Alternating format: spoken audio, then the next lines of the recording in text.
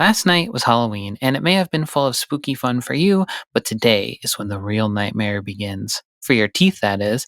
So while you're digging into that trick-or-treat bag, going to town on chocolate bars and Skittles, spare a thought for your poor chompers. And to help you do that, today we have a classic episode all about teeth. Happy day after Halloween, and see you next week.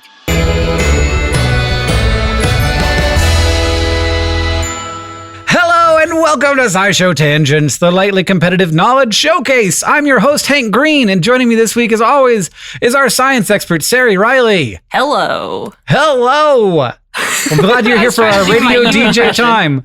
Wah, wah, wah. Fart noise. Okay. And also joining us, as always, is our resident everyman, Sam Schultz. Hello, Sam. Hello. If you had a radio DJ control board, Sam, what would the most used sound be on it for you? Toilet flushing, no hesitation. For sure. Just because you think other people's thoughts are toilet worthy? Yeah. When you hang up on them, you could be like, toilet flush sound. Yeah. Or like, wah, wah, like the foghorn stink sound. I feel like you would toilet flush me like 3 times an episode. Oh, you're a big name guest. I wouldn't toilet flush you. No, I'm not saying you would kick me off the podcast or the radio show. You'd toilet flush an idea that I had. You'd be like, that was a real stinker. Yeah, you're probably right. I probably would. Yeah. There's times that when I'm listening to you while I'm editing the podcast, I think, oh, big toilet flush for that idea you just had. And you just cut it right out, don't you? Yeah. It's not in there anymore. No one gets to know about those. Sari, what's your favorite thing to chew on? Oh, we get 2 different questions. Okay. Well, I figured Sari wasn't going to have a lot of radio DJ experience. She might have a good one. Let her try. No, don't skip me. I was trying to think of one and I was like, I can't even think of sounds anymore. What is a radio? No, I know what I like chewing on. I think like a good taco. I like chewing on it and then swallowing because it's not that many chews. Like a crunchy taco. Like a soft taco. I don't like a crunchy taco. I almost never think of any normal food as something that is good to chew on. It's always like straws or like gum and stuff. I'm not really a big gum fan. I didn't have a good answer. Neither am I until I heard tacos. But I agree but disagree because the best chew experience is the fresh crunchy taco. Like the crunch than the soft. Oh, that's an amazing chew. Texture is such a huge part of food. That's why I don't really like beans. They're too pasty. Doesn't belong in my mouth. But other foods. You think all foods should be crunchy? Is that what you're saying? No, not it's mushy. just something about the bean texture that's not good. Oh, that's one of my favorite textures. Actually. I also love beans a lot. So again, we agree and disagree. And isn't that just the way of the world?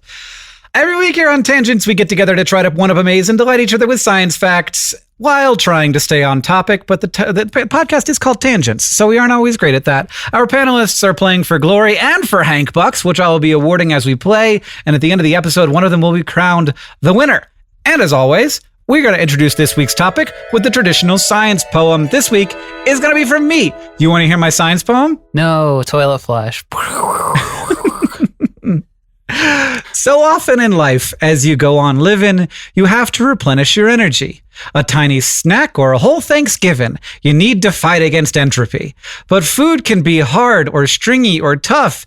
It isn't just mush and your tongue's not enough. Mice or people or fish or crocs, all of us need our mouth rocks. Mouth rocks help us form our words. Without them, we look a little absurd. But mostly, they're useful for when we eat pizza or wheat or carrots or meat. Mice or people, fish or crocs, all of us need our mouth rocks. Wow. I love that. That was great. It was like a little jingle. All of us need our mouth rocks. Yeah, brought to you by the American Mouth Rock Association. Take care of those boys. Gosh, and so the topic for the day is teeth, which has a fairly specific definition, but then it gets wibbly because we call some things teeth that aren't teeth, but also some things that we don't think are teeth are teeth. And so that's just, it's complicated. Ain't that just the way it always goes? Yeah, but I love that we have a special kind of bone that sticks out of our flesh. Is that fair to say, Sari? I don't know. What is a tooth? So I think anyone who studies bone specifically would be like, a tooth is not quite a bone. But for our purposes, if we can call them mouth rocks, we can call them mouth bones as well.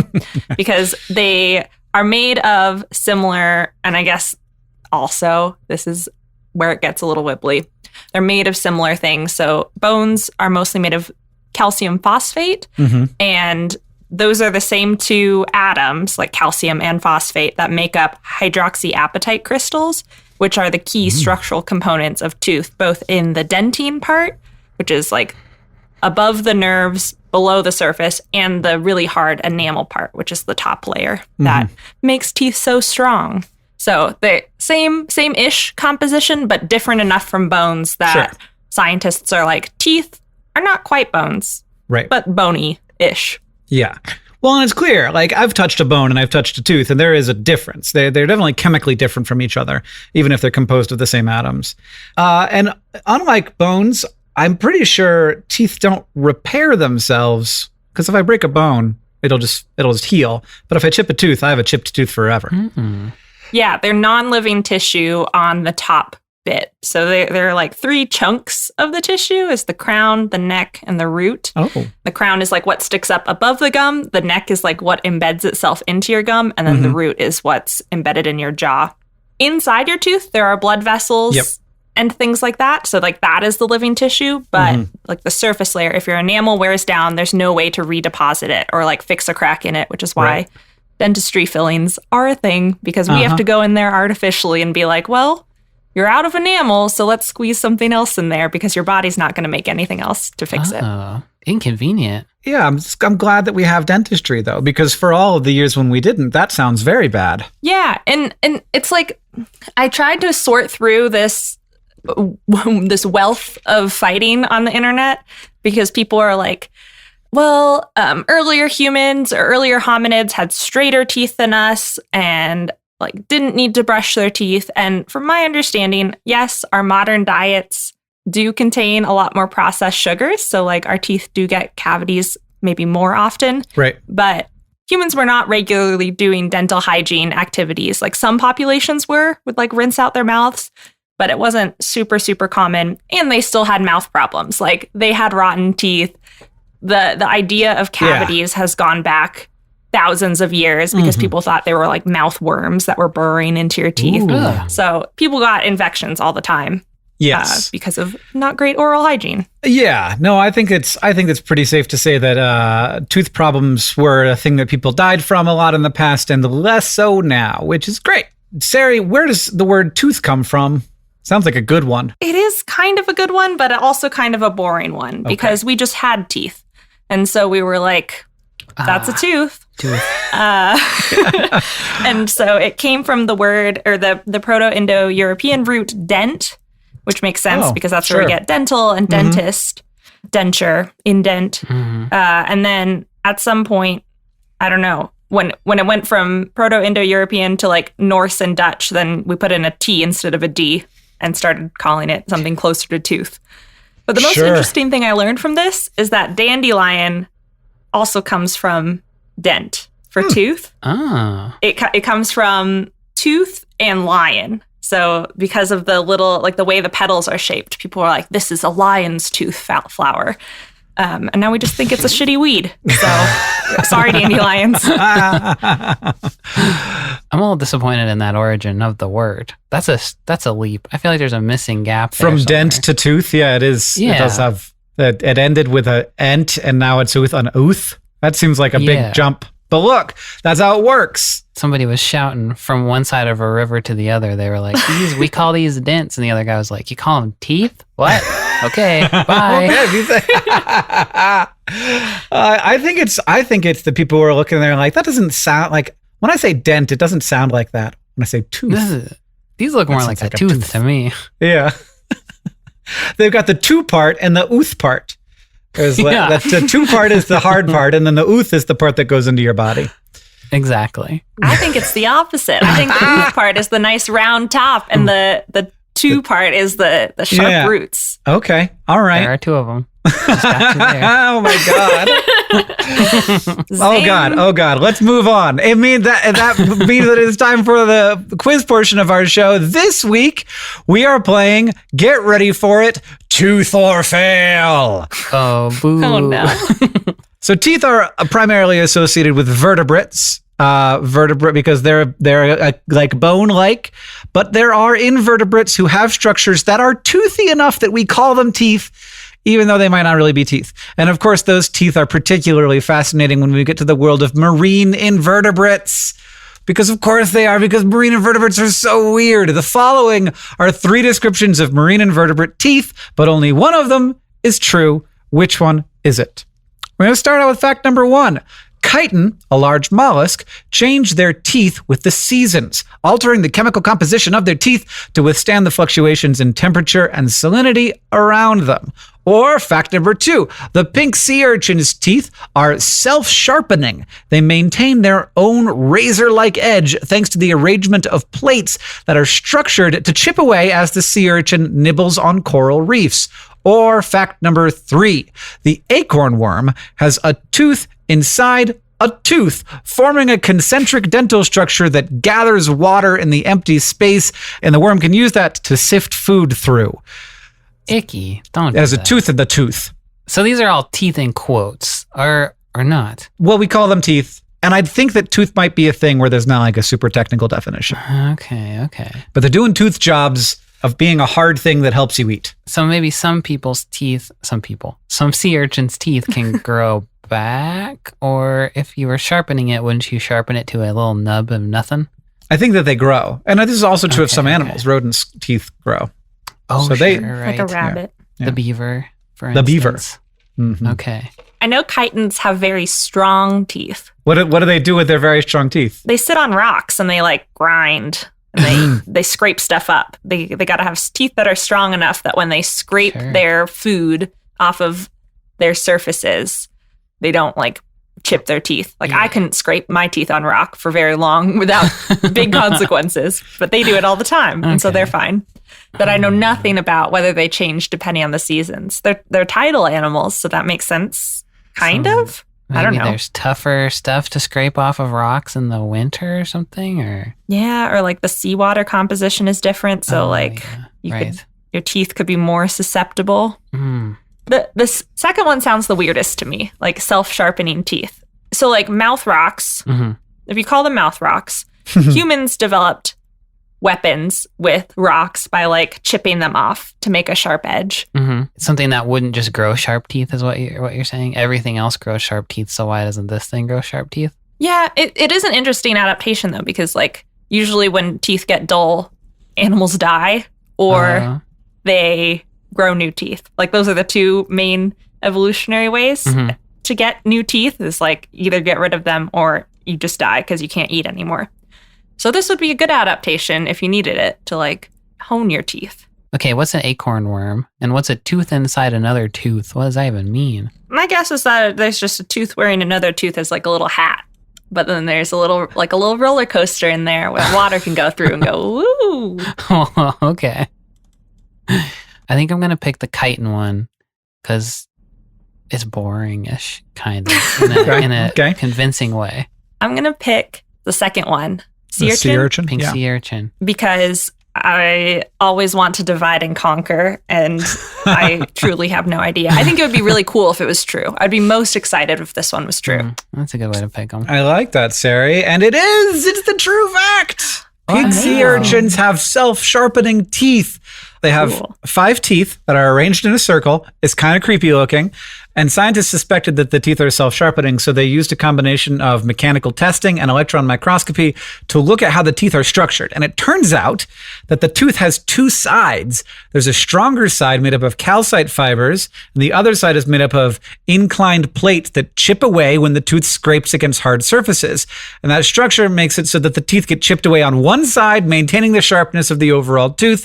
They also continuously grow, so even as it chips away, there is still more tooth left for future times when the sea urchin will continue to need to eat. Imagine if our mouths just had a ring of teeth. I can't even, Oh no! because there's like they have a ring of teeth. It's ring of not teeth. 2 layers. It's Yeah, it's just a tooth circle. Where are they even keeping their mouths? Oh, little butthole mouth. Yeah, in the middle. butthole mouths. I see. They classic actually, thing. they actually have a separate butthole. Oh, really? That's on the top. Yeah. But I got in trouble because I thought that was the case. And I made a TikTok where I talked about how starfish poop out of their mouths. And the lovely people at the Monterey Bay Aquarium were like, nope. And then he showed me a starfish pooping. Cool. I was wrong. That should be a much more widely circulated thing. I feel like I've never seen a starfish poop. I've never seen a sea anemone poop. I just like spew out these facts about mouths and butts, but we need more documentation of things pooping so that we know which hole it comes out of. Every animal's Wikipedia page should have a video of it eating and a video of it pooping, just so you know for sure. That'd be great. Where it comes from. That's the kind of information we need to know. What hole does it come from? This can be your science coffee table book. Well, I've got a great name for it. Now that I have a great name, we're gonna have to do it. It's called Poopy Peepeepedia.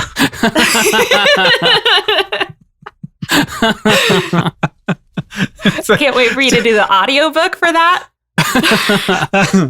Poopy Peepeepedia, a journey through the digestive systems of all life. I'm your host, Hank Green. Well, that's our new Patreon-only podcast. It's called Poopy Peepeepedia.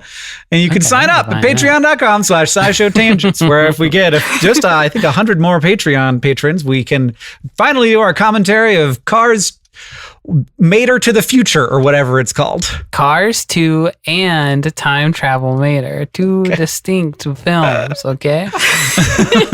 A short film and a feature-length film. Get it straight for once in your life.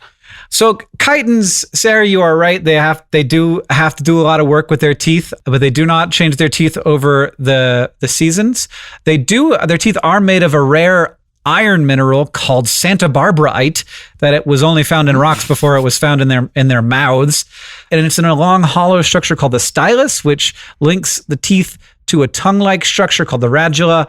And this was just inspired by the fact that I would like to have teeth that change with the seasons so that I can enjoy a hot drink and then a cold drink and not have my teeth hurt. Idea. As for the acorn worm, it does eat by filtering food from seawater, but it doesn't have teeth. But there is a thing in humans where people have a tooth inside of a tooth where the enamel folds into the bony tissue underneath, forming a pocket underneath the surface of the tooth. It affects around 0.3% of the population. All right, Sari is coming out of that with 1 point and Sam's got nothing. Next up, we're going to take a short break and then it'll be time for the Fact Off.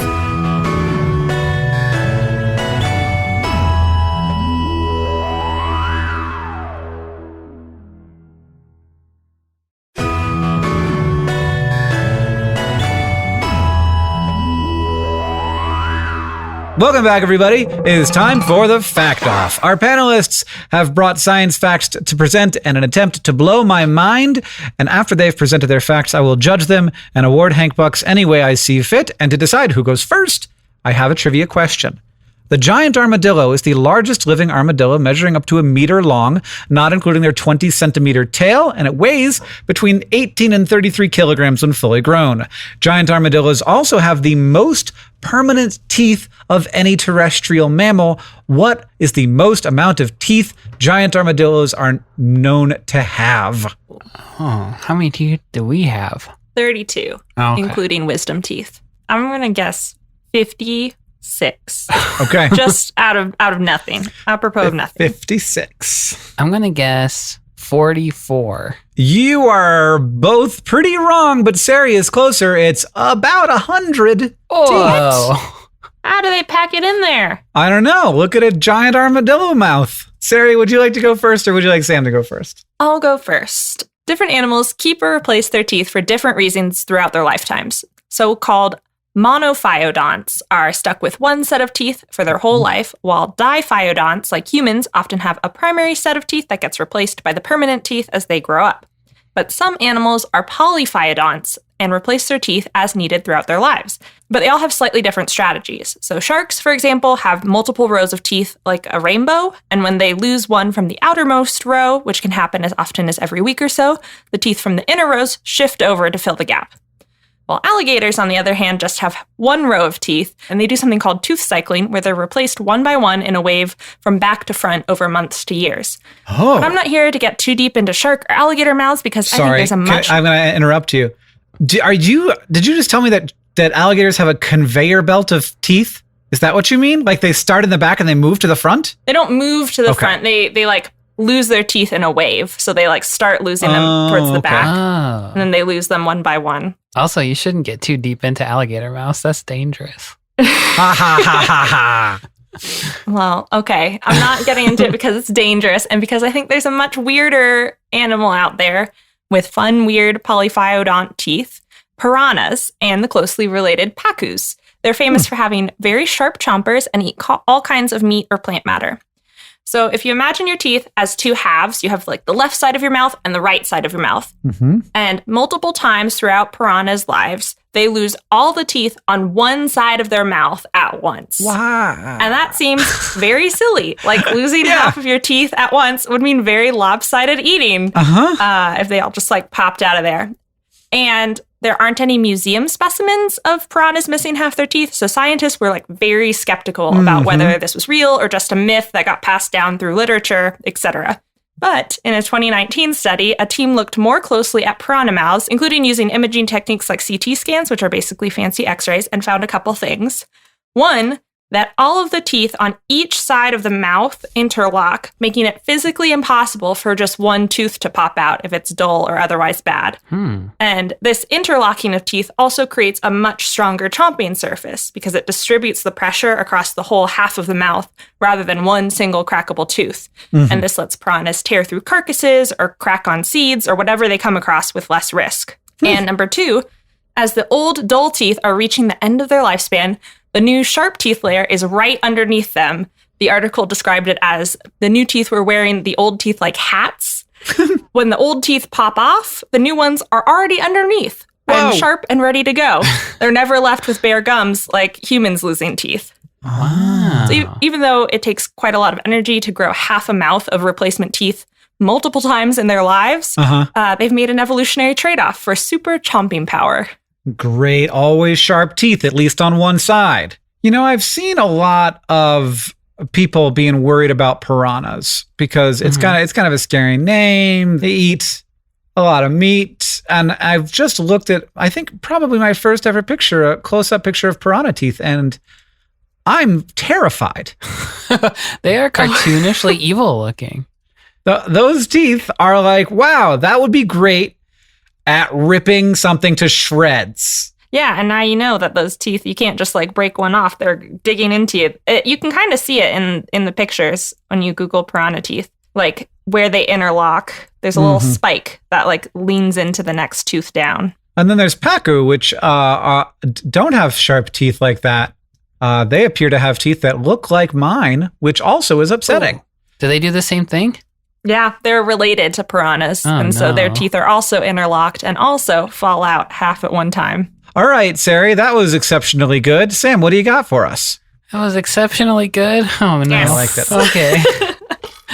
So, hey, when you think of your average baby, of any species, not just a human baby, what do you think of? I'm averaging all babies together. Of all species, that's gonna freak me out. That's gonna be a freaky thing. Every baby averaged together.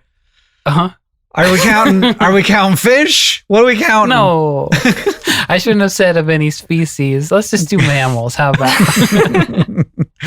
big eyes, big head, gummy mouth. Gummy mouth? Yeah, that's right. You don't think of lots of teeth. You played directly into my hand. I was trying to guess what you wanted to get me to do. But in 2009, a research team made a discovery that shattered everything you think you know about babies' gummy mouths. What this research team found were the fossilized remains of 19 theropod dinosaurs. So theropods are the bipedal, like T-Rex, Velociraptor body type dinosaurs that evolved into birds, ? Some of which evolved into birds. And they named these fossilized remains were a new discovery. So they named them Lemursaurus inextricabilis. Oh. So their name reflects how they died and why they were preserved. So it means mire lizard who could not escape. And it seems like Lemursaurus were social and they lived in big groups. And this particular group lived around a big mud pit that their children, their family members, and their friends kept walking into and sinking into. And so these 19 sets of remains ranged in age like perfectly from baby to through adolescent to adult to like elderly adult of this dinosaur. So they found like a perfect age range of this dinosaur. So the find provided a look at the entire life cycle of this species all in one place, which is super uncommon and really cool. And for the most part, the skeletons reflected all the normal things you would expect to happen as an animal grows into an adult, except for one pretty huge exception. Baby lemosauruses had a mouthful of sharp teeth, and the adults were completely toothless. In fact, their mouths seemed to transform into what we would recognize as like a beak, maybe like a duck beak kind of, since they could trace basically the entire growth cycle of the dinosaur. They could see it losing teeth in each step that it got older. It started with 42 teeth and then had 0 teeth by the time it was an adult. So they looked at the chemical composition of the bones, and they found that the isotopes in the older Lemosaurus bones match other dinosaur herbivores, but baby Lemosauruses had a whole bunch of isotopes, which is more common, I guess, in predators or things that eat like insects and all kinds of stuff. Also, they found that older Lemosauruses had gastroliths, which are like the rocks that certain animals, most notably birds, swallow to help with their digestion, but the younger ones didn't have any. So the researchers think that the animals shift from predator when they're younger to eating plants when they're older. They don't think that they were insectivores because lemosaurs were probably too big to be insectivores when they grew up. And the adults went totally vegan when they were grown up. So they think this happened to make sure that the babies could get all the nutrients that they needed, since the adult animals weren't going after the same food sources as the babies. So they could just chow down on whatever they wanted to until they grew up. And then they're just like, oh, it's time to eat plants. And that's something that I think happens in other animal species today. The paper cites catfish that turn from predators when they're babies to filter feeders when they get older. So I think for similar reasons, possibly. And since this was the first time this was discovered, like a toothy dinosaur turning into a beaky dinosaur, they don't know if it's like that's where beaks come from or anything like that, but it might be. So we need to find more pits full of dead dinosaur families to find out if that's the case. Thank you for your sacrifice, dead dinosaur family. That's so cool. It's super weird, and it's also like the idea of all of these like babies running around eating up lizards and insects and stuff. There's somebody who's done a little cute art of baby Lemosauruses with these giant eyes with just like a lizard half in its mouth. It makes me want to give them a cuddle, but they had little needle teeth, so that's you can wait till they're older and then you can cuddle them. Exactly, and they'll just give you a little gumming. Yeah, I do like the personality implications too, that like these babies are frantically running around and just like eating whatever they can, so they need sharp teeth, and then the adults are like, I don't have the energy for that. I'm going to eat this leaf that I don't have to hunt. It's just here because I feel the same way about my excitement for getting food. So why doesn't this happen to people, where we've got little 2-year-olds running around with needle teeth and us just with beaks grinding up? Give me applesauce. So that leaves me with Sari telling me about how piranhas lose one side of their teeth all at once, and then their teeth wear tooth hats, and then Sam with a species of dinosaur that has meat-eating, tooth-having babies and beak-having herbivore adults. I like them so much. Any final words? Well, I mean, you said hers was outstanding or something like that, so just give it to her. Well, I like yours a lot too, but the thing is that if I give you equal points, Sari does come out the winner. Oh, that's fine. I think that is what is going to happen. Sari, congratulations! Thank you. I needed redemption after my very poor performance last week. You did have a lot of misses last week. It's time now for Ask the Science Couch. We've got a listener question for our couch of finely honed scientific minds. This question comes from Care Bear Ritual. How do braces even work? Why do we need to wear retainers after wearing braces? How do braces even work? I kind of have a vague idea of this, which is that if you put pressure on the bones of your jaw, the bone will erode where the pressure is being put, and then bone will reform where there is no pressure. Your mouth isn't laid out by a like blueprint. It just does whatever makes sense for what's going on there. So if you push stuff around, your bones actually reshape and reform. And that should be a reason why we wouldn't need a retainer. But apparently you do still need a retainer, as I am evidence of, having had braces and do have much straighter teeth now, but they have floated back a little bit to be kind of crooked, especially on the bottom. So Hank's basically right. And I think that you said it in a very matter-of-fact way, and I was probably going to say it in a very matter-of-fact way, but listening to you say it, it's like very weird that your mouth dissolves the bone and then adds more bone. Mm-hmm. But that's basically right. I'll just add more sciencey words to Hank's description. So underneath our gums, there's a membrane called the periodontal membrane, which like surrounds, I think, the root of the teeth. I've not gone to dental school, so this is from basic research. Yeah. The combination of that membrane and its contact with the alveolar bone is what positions the teeth within your jaw, within your mouth. And so braces, when you put them in, you put pressure on different sides of your teeth, and it causes one side of the tooth to compress against one side of the periodontal membrane, which creates a little bit of empty space on the other side. And so there are two types of cells that are in your body all the time because bone is living tissue. There are osteoblasts, which are bone growing cells called deposition. So you have to like deposit more bone tissue. And then there are osteoclasts, which are bone destroying cells and reabsorb bone tissue. And so then those cells are just like, I'm going to spew more bone into the empty side.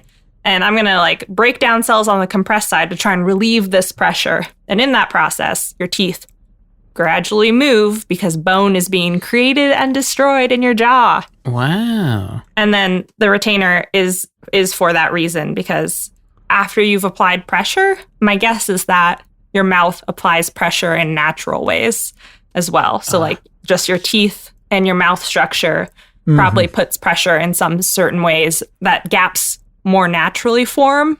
And then bone tissue just like gets produced there, because that's what it's been doing your whole life.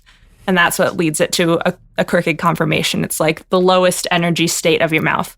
That I'm not sure, but it makes sense logically in my head. That also makes sense to me too. And then a retainer or Invisalign or braces or anything. Like a retainer is just like theoretically just to keep your teeth where they are. And then braces, like the reason it hurts is because like you have to put pressure on your bones, enough pressure to dissolve them. That's a significant amount of pressure. If you want to ask the Science Couch your question, follow us on Twitter at SciShow Tangents, where we'll tweet out topics for upcoming episodes every week. Thank you to at Adam Moskowitz, at Shrew Sophie, and everybody else who tweeted us your questions for this episode. If you like this show and you want to help us out, it's very easy to do that. First, you can go to patreon.com/SciShow Tangents. You can become a patron and get access to things like our newsletter and our bonus episodes and our brand new podcast, Poopy-Pee-Pee-pedia. You can leave us a review wherever you listen. That's super helpful, and it lets us know what you like about the show. And finally, if you want to show your love for SciShow Tangents, just tell people about us. Thank you for joining us. I've been Hank Green. I've been Sari Riley. And I've been Sam Schultz. SciShow Tangents was created by all of us and produced by Caitlin Hoffmeister and Sam Schultz, who edits a lot of these episodes. Our social media organizer is Paola Garcia Prieto. Our editorial assistant is Deboki Chakravarti. Our sound design is by Joseph Tuna Medish, and we couldn't make any of this without our patrons on Patreon. Thank you, and remember, the mind is not a vessel to be filled, but a fire to be lighted.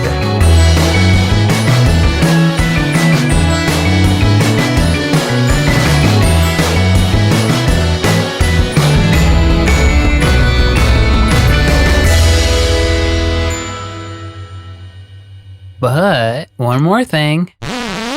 In 2015, researchers from Quinnipiac University reported that in communal bathrooms, which had an average of 9.4 occupants per bathroom, it's a lot of people per bathroom, fecal bacteria were found on 54.58% of toothbrushes.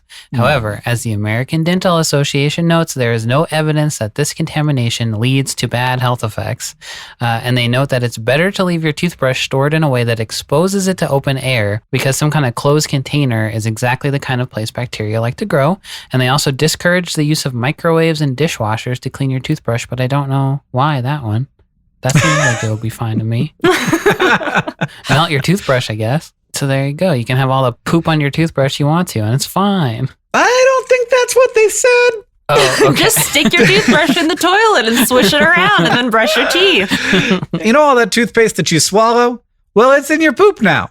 Just use it again. Don't let it go to waste in this economy.